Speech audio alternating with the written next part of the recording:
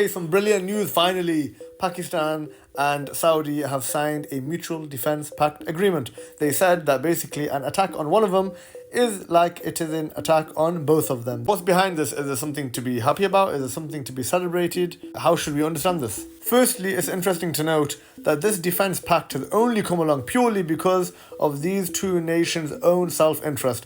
We should not get happy about thinking that, oh, this is en route to liberating other lands. No, that's not the case at all. We should not get happy that this is about defeating a common enemy or a common occupier or a common colonizer. No, once again, that is not the case at all. This is a pact, which means that if Pakistan is attacked by anyone, Saudi gets involved. And if Saudi is attacked by anyone, Pakistan gets involved. Now the question is, what is the need for these two to have a defense pact between each other when Saudi Arabia is completely, secure and given a guarantee of defense by the US?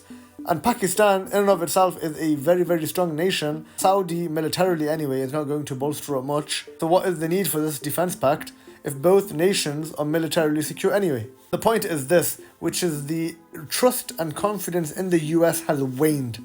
Yeah? This idea that the US is going to keep your security, is going to keep you protected, this idea has become diluted now. The recent attack on Qatar was a massive shock to the regimes in the Muslim world. They were thinking, oh my God, how can Qatar be attacked by Israel when Qatar hosts the US's largest military base outside of the US? It doesn't make sense. We thought that the US is going to protect us from such attacks. When the US withdrew from Afghanistan, the National Afghan Army that had been supported and funded by the US for 20 years, they were thinking, how can you just get up and leave the country? Like, what are you talking about? The US literally flew away from Afghanistan whilst Afghani nationals were still holding onto the aeroplane. But they just left them. They just forsook them. Once again, we saw the withdrawal of the US support from Kurdish-held areas in Syria, where Kurdish forces up until then, who had been absolutely huge supporters of the US, were just left stranded. They were left at the mercy of the Turkish forces. The US just got up and they said that we got to do away with these forever wars in the Middle East. Which brings us back to this pact between Pakistan and Saudi Arabia.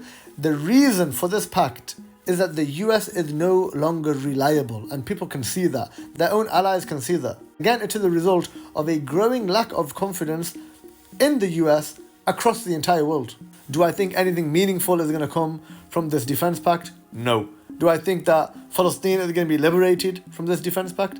No. Do I see that certain colonizers, invaders, occupiers are going to be dealt a lesson or at least dealt a blow from this defense pact? No, I do not see that. These people do not have any of those agendas on their priority list. And it's interesting that what we have been saying all along, that the Muslim world is one nation, it's one ummah, it's one population.